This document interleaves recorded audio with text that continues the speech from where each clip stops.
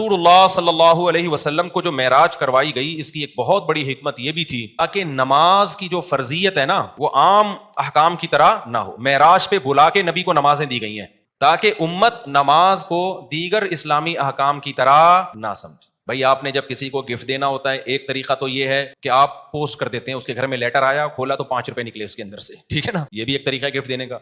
एक तरीका आप कहते हैं यार ये तो मैं ये बड़ा गिफ्ट आपको देना चाहता हूं, ये मैं आपकी दावत करूंगा, आप मेरे घर आएंगे, खाना खाएंगे, उसके बाद ये डब्बा मेरी मौजूदगी में खुलेगा, गिफ्ट का डब्बा, आप समझ जाओगे बेटा कोई छोटी चीज नहीं।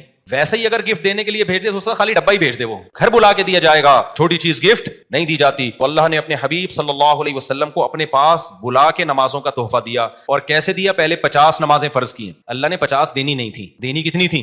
5 ही देनी थी, लेकिन एक प्रोसेस के तहत देनी थी। ये बताना था कि मैं चाहता तो ये था कि तुम हर वक्त नमाज ही पढ़ा करो, लेकिन मुझे पता है तुम ये कर नहीं सकते, तो चलो 5 कर लो, सवाब कितने का मिल जाएगा? 50 का मिल जाएगा।